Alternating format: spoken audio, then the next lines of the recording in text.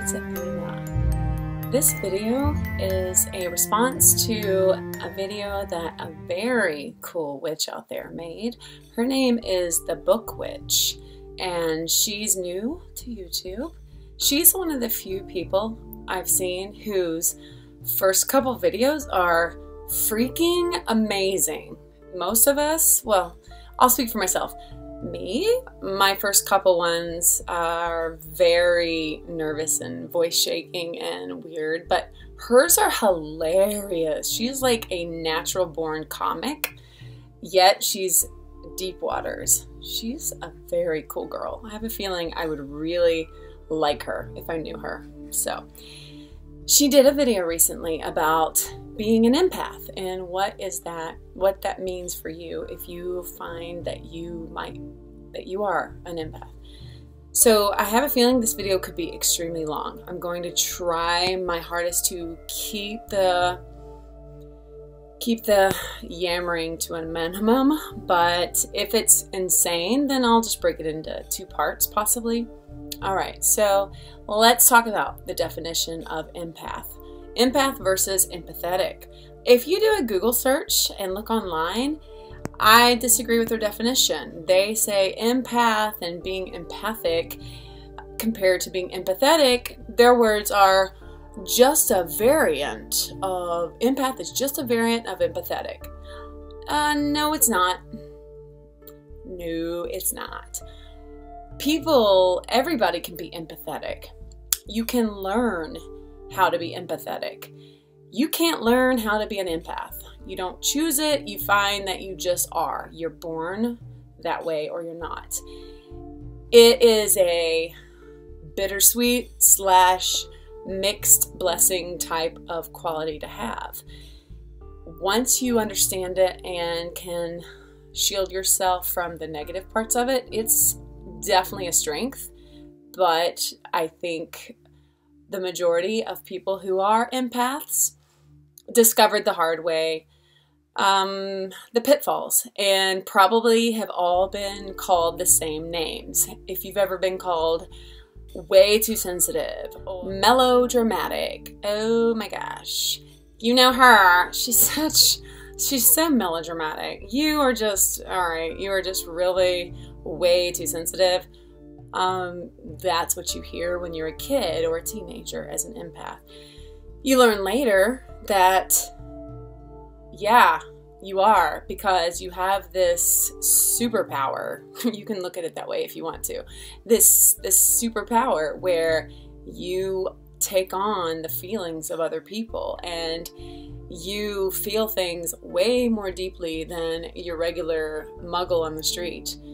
It's a gift and a curse, you know? And all the people who give you shit for it, you know, I think they're the ones who have an issue. I think they're the ones who are broken, because the fact that people can sit and watch headline news and listen to murder and torture and abuse of children and not blink an eye, really? I'm the one with an issue because that hurts me and that makes me distraught and it keeps me from sleeping at night. I'm not the broken one. Just saying. So in this video, I'm going to reference an article I found online, and I want to give credit to where it's due. And there is a site called themindunleashed.org. If possible, I will link it below. But log in there and look up empath. They will give you 30 examples of signs of an empath. I'm going to go through a lot of those examples, possibly not all of them, but some of the greatest hits, at least for me. So number 1, in no particular order, the ability to pick up on other energies around you. So empathetic, by the way, empathetic, you can put yourself in someone's shoes. You can understand, wow, that must be really tough for you. Wow, I can kind of feel that. Okay, that's empathetic. So much better than sympathetic. Sympathetic is, wow, you poor person. Aww. Okay. That does nobody any favors. Empathetic is a step further. Empathic, whether or not you even hear someone's sad story, being in the vicinity of another person, you pick up on it. You absorb it to an extent. I've called myself a sponge, a walking sponge. And I feel like that's what it is when you're an empath. You are a sponge to other people's energies, good or bad. You can be around a person who they don't even have to share what's going on if they're all upset and stressed, but you pick up on it. You go home later that night and you wonder why you feel icky and dirty and depressed when you had a pretty good day. Maybe you had a wonderful day, but you feel wrong. It's because you were in the vicinity of someone who was projecting a negative feeling, and you unconsciously, not on purpose, you absorbed it. Welcome to being an empath. Get used to it, okay? There are ways you can combat it. We'll reach those. Another example is TV, news, real stuff, even fictional stuff, even things you know are not true and not real. You have an extremely difficult time watching those things because you take on the feelings. Here's the part that's so strange. My brain can tell me this isn't real. It's okay. It's not even real. These people are okay in real life. They go home, they're happy. But my soul and my spirit is destroyed when I see any stories about abuse, anything having to do with children. Forget it. I mean, that's not the only thing, but that's the worst thing for me.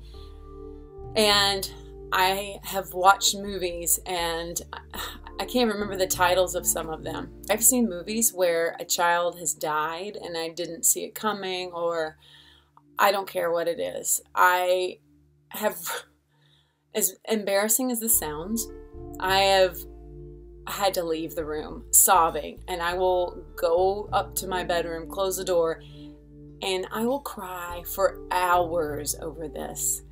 It is not a weakness in my character. You can say and think what you want, but anyone who is an empath, you guys get it. So people who aren't, you're not going to get it. You're just not. It's real for me. All right. Even things that I don't have to experience firsthand. When 9/11 happened, I'm so thankful that I didn't personally know anyone. I was in North Dakota at the time on an Air Force base, and I saw the whole thing go down. And long story short, I ended up having to go to the doctor and getting prescribed medication because I was having a physical reaction. And the doctor told me, you're having a vicarious PTSD. And I didn't even know anybody, but just from seeing it on the TV and seeing the horror, even talking about it, it's hard. So just because it didn't happen to me or someone in my family, I don't have the ability to have that desensitization that people have. I don't understand. I don't envy it, but I'm so in awe of people, my own family included. They can have headline news on as background music, you know, as ambiance in their room, and they will be watching and horrible things, murders, torture, killing little kids. And when I visit, I used to piss people off because I'm like, can we please turn this off? And they looked at me like, you're so weird. Sorry, forgot she was so sensitive. Okay, we can watch it without getting beat up, you know, bent out of shape over it, but you're sensitive. So, again, yeah, I'm the bad guy because seeing other people's pain is upsetting to me. Yeah, okay. Focus. Other aspects of empaths. We're more likely to have paranormal experiences, and I think because there must be something about us that's open, and so our dreams are going to be more vivid and more lucid, and we have a tendency to look for messages and we make interpretations of what does that mean. We see signs more than other people do. Empaths make wonderful teachers and caregivers, caretakers. They are the ones who you see often fighting for rights for others, civil rights. Those white people that were marching for civil rights in the 60s were probably empaths or very empathic because, hey, even though it didn't affect them necessarily, they could feel it and they thought it wasn't okay. We are the storytellers and the historians for our family. Do you find that you're the one who treasures that journal that your great grandmother wrote, or you're the one who has all the photos, or you're the one who's interested in sharing those stories and recording them for the future? Maybe you keep journals. That's me, all those things. Empaths also, I know everyone's affected by music to an extent, but an empath, it's recommended that we don't always listen to music with lyrics because the lyrics can distract us so much. There are songs, if I needed to cry within the next 30 seconds, I could play, oh my God, even thinking about the songs, there are some songs I can't listen to because they kill me, so. Damn. Talking about them, that's interesting. Okay, so another thing is you might find that you are a person that strangers want to tell their life story to. They sense something about you, that you're open and that you're going to hear them and not judge. There are many, many other things that are listed on that website I mentioned of signs if you are an empath or if you know someone who is, so you can kind of understand, but I'm not going to waste a ton of time here talking about that. I wanted to bring it back to my experience and how I handle it. So as a kid, I would kind of get obsessed over some things. The problem with being an empath is you don't just sort of feel it. There's a sense of, for me, there's obsession towards stories. When I was a kid, The Little Match Girl, the story by Hans Christian Andersen. And I would read that one over and over, and I would get lost in that story. And it's such a sad story. And I didn't enjoy being sad, but I could feel it and I would live it. So that was one of the first things I remember. This was a really weird, interesting little connection that I had with my mom. I always hated the music of the Carpenters. Karen Carpenter. These are old. This is like 70s, early 70s kind of music. And the most famous one is Close to You, that I'm not going to sing it. You're welcome. But it's a real famous song. If possible, I'll insert a little piece of it here. But anyway, when I was probably in my early teens, I finally commented to my mom about how every time I heard the Carpenters and heard that song in particular, but pretty much anything by them, it just gave me an icky feeling, and I actually felt nauseated, like sick to my stomach when I would hear it. And my mom stopped what she was doing and looked at me and was like, "That is so weird." And I'm like, "What?" And she said, "When I was pregnant with you, I used to listen to the Carpenters all the time, that album that had that song Close to You on it." And I remember when I was listening to it, I felt morning sickness. I felt a little nauseated during that time. And so when I hear it, it reminds me of feeling sick. And I was just like, oh my gosh.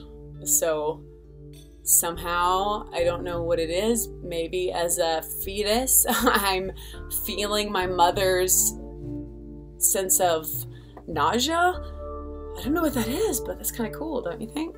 Another time that I noticed this dramatic response to other people's pain or experiences was watching a couple different little movies on TV.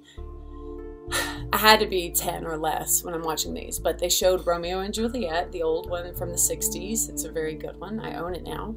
And my first time watching it, I was into it. I was following it. And then I didn't make it to the end of the movie. I got to the point where I didn't understand the whole part of Juliet faking her death, and she's in the morgue or whatever it is. She's in her family's crypt, and there's bodies everywhere, and she's beautiful, and I thought she was dead. I was too young to really understand the storyline.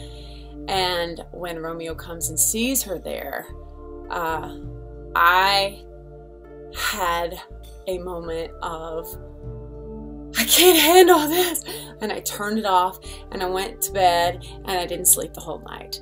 Just the faces of the dead around her, and her being dead, and his feeling, it was too much for me. I was overwhelmed. And later, another time, this cheesy movie, Ice Castles, about the ice skater, and she dies. Sorry, spoiler. It's like 30 years old now, though, so yeah. When this girl died, it destroyed me. And this seems like it's more than just a storyline, you know, more than just, wow, that's sad, I'm sad. It was traumatizing for me. As I grew a little older, probably in my teen years, even before teen years, I think even 5th and 6th grade, I can remember, I was drawn to books that were about children and people who had disabilities. I don't know why, except for they were the underdog. And in most of the books, even if they were bullied, the bullies learned their lessons, and there was the happy endings. I remember wanting those bullies and those non-empathic people to feel what this person felt. And I was always like, how can you treat somebody like this? How can you not understand what it feels like and put yourself in their place? And it's because, you know, your common muggle can't do it. And even many witches can't do it.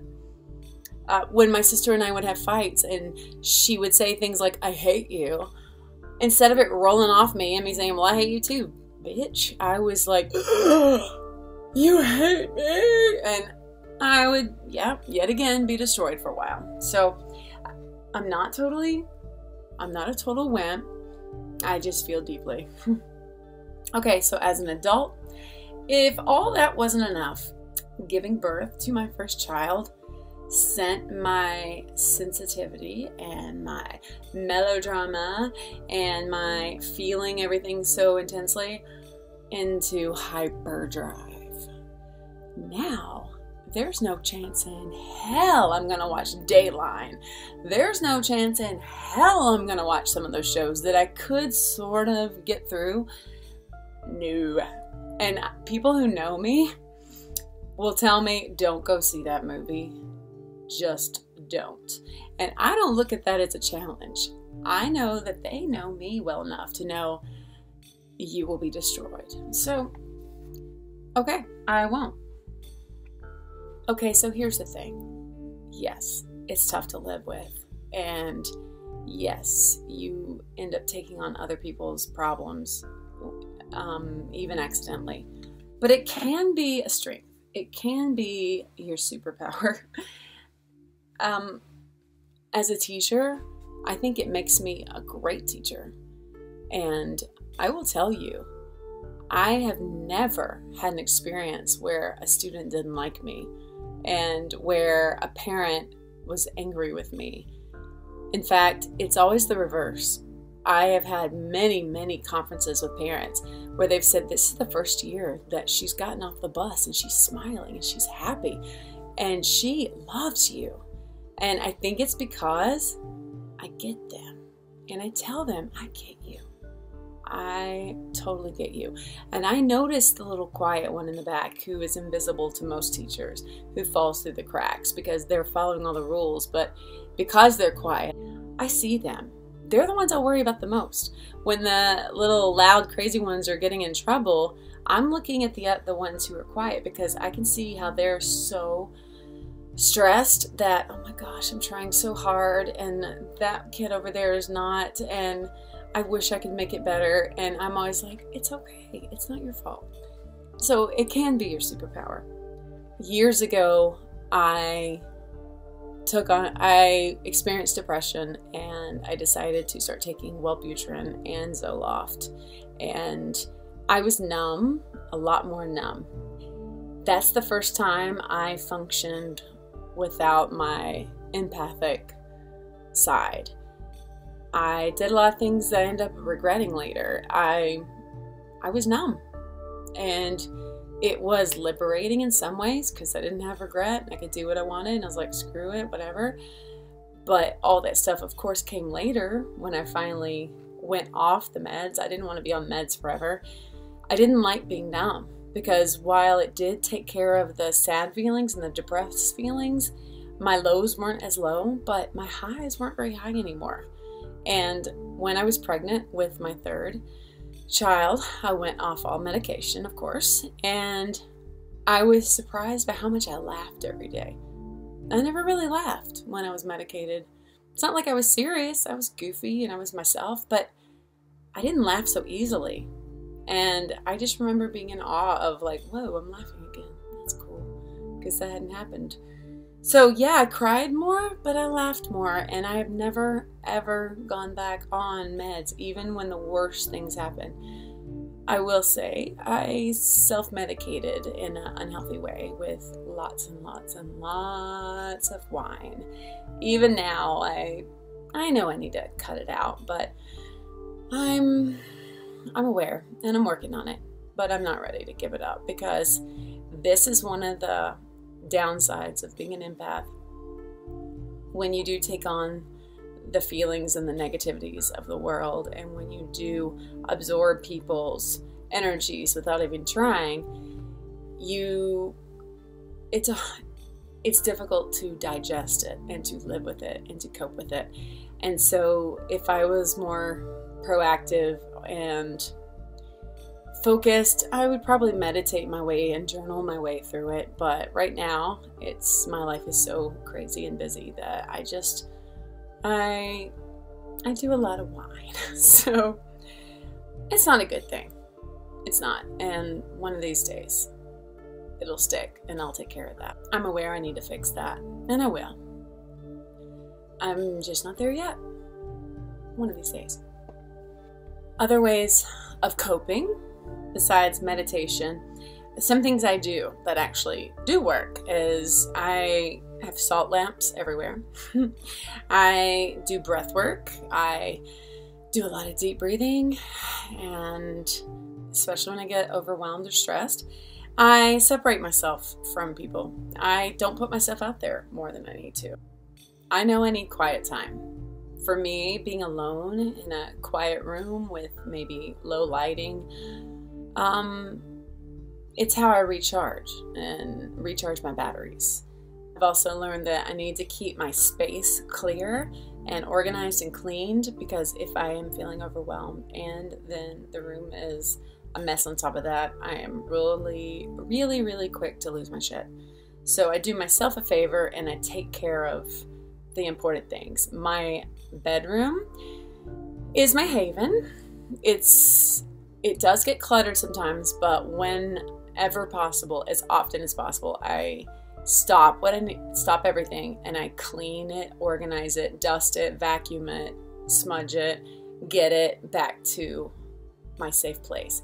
I have incense burning so much in this room that it just has a constant aroma, some would say odor, I like aroma, of my incense. So coming home and walking into my room, it just automatically soothes me. So that's a very good way for me to handle it and deal with it. And the last thing I want to say, because this is long, and you can definitely go to that site I mentioned to find out a lot more. There's so much more I could say about it. But the last thing I want to say is one of the most wonderful, meaningful things that came out of this empath ability was when my beloved friend, Dwain is his name, who died in January, who was one of the most important people ever born on this planet. He was so important to me. When we finally reconnected after all these years, last Thanksgiving, we would message each other all the time. There's little texts and emails. And I would dream about him, and then I would contact him as soon as I woke up and say, man, I had this dream about you. It was almost like I visited you. And he would say, you did. I don't know how you do it, but every time I'm on the floor writhing in pain, you send me a message. You're so in touch with me. You are so empathic. And he didn't know anything about the alternate lifestyle I live. He was a staunch Christian, and that's cool. But he said, you seem to feel it. Every time I'm in pain, I hear from you. And he said, I don't know. I am so sorry I went all these years without realizing that we're kindred spirits and how close we are. And he said, your friendship means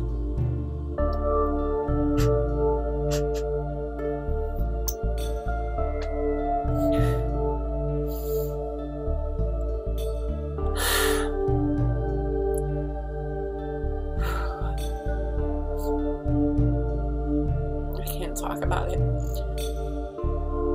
I'm just saying that it's a gift. So, if anyone has ever made you feel like crap about it, it's because they're not elevated to where you are. So, anyway. Oh. Okay. Damn. Didn't want that to happen, but